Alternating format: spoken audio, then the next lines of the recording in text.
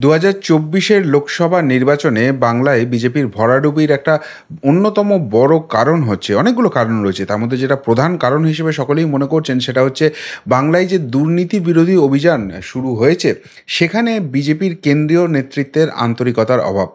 যতই বলা হোক না কেন যে বাংলায় বড় বড় নেতাদের ছাড়া হবে না, কোনো রাঘব বোয়ালকে ছাড়া হবে না, বাস্তবে কিন্তু তার কোনো প্রতিফলন দেখা যাচ্ছে না। যেখানে অন্যান্য রাজ্যে যেমন দিল্লি, যেমন ঝাড়খণ্ড, যেখানে অল্প স্বল্প দুর্নীতি হলেও সেখানকার মুখ্যমন্ত্রীকে ধরে স্বয়ং জেলে পুরে দেওয়া যেতে পারে, বাংলার ক্ষেত্রে সেখানে তার থেকে বহু বহু গুণ বড় দুর্নীতি হওয়া সত্ত্বেও এখানকার বড় বড় যারা নেতা আছে তারা কিন্তু বুক ফুলিয়ে ঘুরে বেড়াচ্ছেন এবং তাদেরকে কোনো রকম কোনোভাবেই শায়েস্তা করা যাচ্ছে না। উল্টে তারাই যেন পুরো ব্যাপারটাকে ডমিনেট করছেন। আর এই জায়গাটাই কোথাও একটা বিজেপির কেন্দ্রীয় নেতৃত্বের সঙ্গে সেটিং আছে, এই ধারণা কিন্তু বাংলার মানুষের মধ্যে ক্রমশ ক্রমশ সেটা চেপে বসছে এবং তার কিন্তু বড় খেসারত ২০২৪-এর নির্বাচনে দিতে হয়েছে বিজেপিকে। এবার অনেকেই মনে করছিলেন যে এই ফলাফল সামনে আসার পরে আর কিন্তু বিজেপির হাতে কোনো অপশান নেই। বাংলায় যদি সত্যিই ভালো ফলাফল করতে হয়, এবার কিন্তু দুর্নীতির বিরুদ্ধে অল আউট অ্যাকশানে যেতে হবে এবং বাংলার মানুষকে সেই বিশ্বাসযোগ্যতাটা নিজেদেরকে প্রমাণ করতে হবে যে সত্যিই দুর্নীতির বিরুদ্ধে, বিশেষ করে বাংলার যেসব দুর্নীতিবাজ রয়েছে তাদের বিরুদ্ধে লড়াইয়ে তারা আন্তরিক। কিন্তু ২৭২-এর বদলে ২৪০-এ থেমে যাওয়া বিজেপি কি সেই পথে আর হাঁটবে না? বাংলায় কার্যত সারেন্ডার করে দিল, নাকি বাংলাকে ছাগলের তৃতীয় সন্তান মনে করে ও যা হচ্ছে হোক, এখানে তো যারা রয়েছে তাদের সঙ্গে যদি মোটামুটি সেটিংয়ে চলা যায় অন্তত সরকারটা ৫ বছর টিকিয়ে নেওয়া যাবে, এই মানসিকতা নিয়ে বিজেপি চলছে। এবার এই প্রশ্নটাই উঠে যেতে শুরু করলো। কেন উঠে যেতে শুরু করলো? তার কারণ বিজেপির অভ্যন্তরে যাদেরকে তৃণমূলপন্থী বা আরও ভালো করে বলা যায় মমতাপন্থী নেতা, তাদেরই একজনকে দায়িত্ব দেওয়া হচ্ছে। আপনারা জানেন যে বিজেপির অভ্যন্তরে বিজেপি খারাপ নয়, আরএসএস খারাপ নয়, বিজেপির অমুক যদি প্রধানমন্ত্রী হয় তাহলে ভালো হয়, আমাদের কোনো রকম আপত্তি নেই, এরকম কথা কিন্তু তৃণমূল বারবারই বলে থাকে। যেমন নীতিন গডকরি, রাজনাথ সিং, এদের নাম কিন্তু তৃণমূল কংগ্রেসের মুখে শোনা যায় যে এরা প্রধানমন্ত্রী হলে আমাদের খুব একটা কিন্তু অসুবিধা কিছু নেই, আমরা আমরা মেনে নেবো এখানে। এবার প্রবলেমটা হচ্ছে যে এদের উপর হঠাৎ করে এত সহানুভূতি কেন? কেননা এই যে নেতাদের নাম করা হয় তারাও সেই আরএসএসের স্কুল থেকে এসছে, নরেন্দ্র মোদী, অমিত শাহরাও সেই আরএসএসের স্কুল থেকে এসেছে। সুতরাং ব্যাপারটা তো সেই একই ধ্যান ধারণা নিয়ে চলবেন, সকলেই বিজেপি করেন।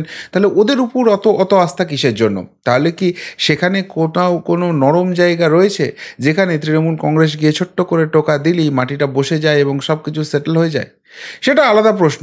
এবার এই ব্যাপারটা যে বিজেপি জানে না তা নয়, এই ব্যাপারটা যে নরেন্দ্র মোদী, অমিত শাহরা জানেন না তা নয়, কিন্তু দেখা যাচ্ছে বাংলার এই ভোট পরবর্তী বিপর্যয় নিয়ে পুরো ব্যাপারটা সামাল দেওয়ার জন্য, বোঝার জন্য যাকে পাঠানো হচ্ছে তিনি হচ্ছেন মমতাপন্থী নেতা। আর নরেন্দ্র মোদী, অমিত শাহের এই মুভটা নিয়ে এবার প্রশ্ন উঠছে যে যেটুকুনো সম্ভাবনা ছিল বাংলায় দুর্নীতি বিরোধী অভিযান, সেই সমস্ত কিছু বিস্মাও জলে চলে গেল এবং বাংলার ভবিষ্যৎ কি আরও গাঢ় অন্ধকারের দিকে চলে গেল? কেন উঠছে, কোন প্রসঙ্গে উঠছে এবং কী ব্যাপার, পুরোটা ব্যাখ্যা করব এই প্রতিবেদনে। নমস্কার প্রিয় বন্ধু, মিডিয়ায় আপনাদের স্বাগত এবং আপনারা দেখছেন প্রিয় বন্ধু বাংলা, সত্যের সন্ধানে সর্বদা আমি শুদ্ধশীল। বন্ধুরা, বিজেপির যে ফলাফল হয়েছে, ১৮ থেকে ১২-তে নেমে এসছে আসন, সেটার জন্য একটা নির্বাচনী পর্যালোচনা বৈঠক বিজেপির তরফে হতে চলেছে এবং আমি যেটুকুনি খবর পাচ্ছি আগামী ১৭ই জুলাই সায়েন্স সিটির অডিটোরিয়ামে সেই বৈঠক হতে চলেছে। এবং সেই বৈঠকে বিজেপির যারা কেন্দ্রীয় পর্যবেক্ষক রয়েছেন তো রয়েছেনই, তার সঙ্গে যেটা কেন্দ্রীয় নেতৃত্ব পাঠাচ্ছে তিনি হচ্ছেন রাজনাথ সিং, তাকে পাঠানো হচ্ছে। এবং তিনি এই রাজ্যের যারা রাজ্য স্তরের নেতা রয়েছেন, সেটা রাজ্য সভাপতি ডক্টর সুকান্ত মজুমদার, বিরোধী দলনেতা শুভেন্দু অধিকারী আর অন্যান্য যারা রয়েছেন তাদের সঙ্গে তো কথা বলবেনই, তার পাশাপাশি যারা কেন্দ্রীয় পর্যবেক্ষক হিসেবে রয়েছেন, সুনীল বনশাল, তারপর অমিত মালব্য, আশা লাকড়া, মঙ্গল পাণ্ডে, এদের সঙ্গেও আলোচনা করবেন এবং আলোচনা করে কেন এই ভরাডুবি সেইটা বোঝার চেষ্টা করবেন। আচ্ছা, যে ভরাডুবি হয়েছে সেই ভরাডুবির কারণ তো মোটামুটি সকলের কাছেই স্পষ্ট, সেটা নিয়ে আলাদা করে বৈঠক করার আর কি আছে? আর সেটার জন্য সেই বৈঠক যদি সত্যি করতেই হয়, যে আমরা বুঝে নিলাম আগামী দিনে সেটা শুধরে নেওয়ার ব্যবস্থা হবে, তাহলে একজন এমন মানুষকে পাঠানো হচ্ছে কেন যিনি এই রাজ্যের, যিনি বিজেপির মূল মাথা ব্যথার কারণ, সেই মমতা ব্যানার্জির প্রতি সহানুভূতিশীল, নরমপন্থী? কেননা আপনারা জানেন যে এই যখন স্পিকার বা ডেপুটি স্পিকার নির্বাচন এইসব ব্যাপার আছে, তখন যদি তৃণমূল কংগ্রেসকে বা মমতা ব্যানার্জিকে সরাসরি কেউ ফোন করেন, তিনি হচ্ছেন রাজনাথ সিং। তিনি এখন ব্রিজ। নীতিন গডকরি, রাজনাথ সিং এই নামগুলো তৃণমূলের কাছে খুব সফট কর্নার। সেই রাজনাথ সিং এই বৈঠকটা পর্যালোচনা করতে কেন আসছেন, সেই প্রশ্নটা কিন্তু উঠে যাচ্ছে। এবার একটা জিনিস দেখুন, যে অনেকেই বলছেন যে এবারে যেহেতু 240-এ থেমে যেতে হয়েছে বিজেপিকে, সুতরাং সেই সরকার যে 5 বছর টিকবেই এই গ্যারেন্টি নেই, এবং যত দিন যাবে চন্দ্রবাবু নাইডু এবং নীতিশ কুমার এদের বাইনাক্কা কিন্তু বাড়তে শুরু করবে। আর সেই জায়গাতে দেখুন 272-এ যদি পৌঁছতে হয়, 32টা সিট মতো কম কম আছে বিজেপির, সেখানে তৃণমূল একাই 29টা আছে। তারা যদি সরকারে যোগ নাও দেয়, তারা যদি বাইরে থেকেও সমর্থনটা করে দেয়, এই সরকার কিন্তু মোটামুটি টিকে যাবে।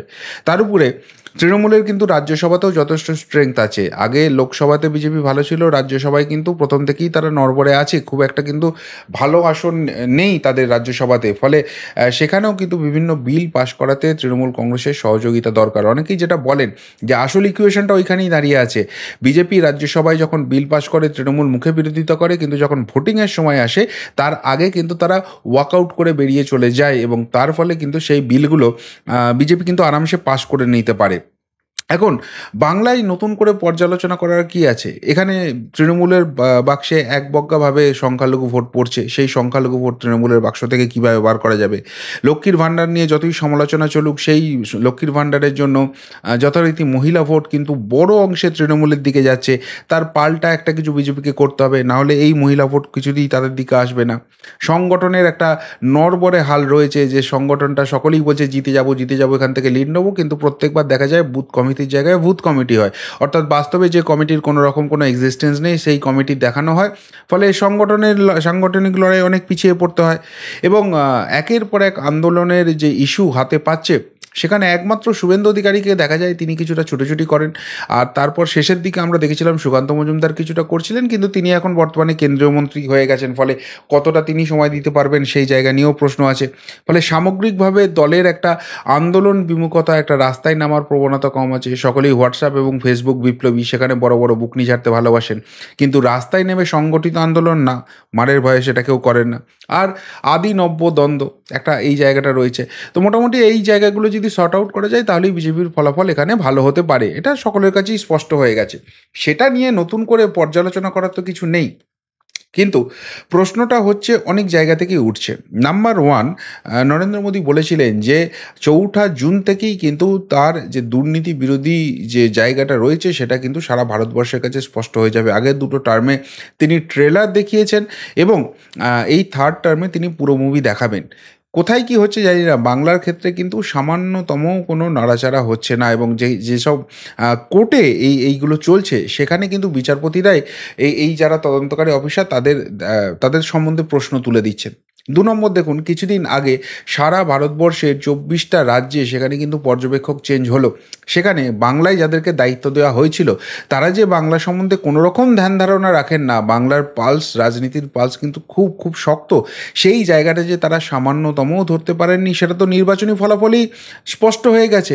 সুতরাং সেই জায়গা থেকে কিন্তু কোনো রকম কোনো বাংলায় চেঞ্জ হয়নি।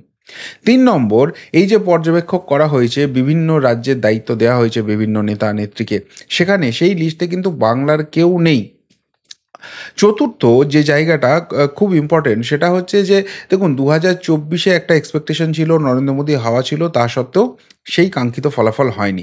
2026-এ সেই লড়াইটা কিন্তু আরও কঠিন হবে, কেননা সেখানে মমতা বন্দ্যোপাধ্যায়, তার বিকল্প মুখ কে, এই জায়গাটাই কিন্তু সবথেকে বড় প্রশ্ন হিসেবে বিজেপির কাছে আসবে। সুতরাং সেখানে বিধানসভা নির্বাচনের ফলাফল আরও খারাপ হওয়ার একটা সম্ভাবনা রয়েছে। 2019-এ যেখানে 18টা লোকসভা আসন নিয়ে 77-এ থেমে যেতে হয়েছিল বিজেপিকে, সেখানে এবারে 12টায় নেমে এসছে। তাহলে সেই সংখ্যাটা খুব বেশি হলে মেরে কেটে ওই 40-45টা হয়তো হবে, উত্তরবঙ্গ থেকে কিছু আসন আসবে, ম্যাক্সিমামটায় 30-32টা আসন হয়তো উত্তরবঙ্গ থেকে, বা 25-30টা আসন উত্তরবঙ্গ থেকে আসবে, আর গোটা 15-20 আসন দক্ষিণবঙ্গ থেকে আসবে। এই তো সামগ্রিক ফলাফল হতে চলেছে। ফলে 2026-এর যদি লড়াইটা করতে হয়, তাহলে এখন থেকেই সেটার জন্য কোমর বেঁধে নামতে হবে। সবার আগে যেটা দরকার সেটা হচ্ছে রাজ্য সভাপতি, যিনি 2026-এর লড়াইয়ের প্রধান মুখ হবেন তাকে দায়িত্ব দেওয়া, যিনি সংগঠনটা বোঝেন সেরকম লোককে নিয়ে আসা। কিন্তু সেই সমস্ত জায়গায় ধোঁয়াশা রয়েছে এবং সেই ধোঁয়াশা থাকার ফলে দেখুন 2024-এর নির্বাচনের ফলাফল বেরোনোর পর একের পর এক ইস্যু কিন্তু রাজ্যে তৈরি হচ্ছে, কিন্তু সেই একটা ইস্যু নিয়ে কেউ রাস্তায় নামছেন না।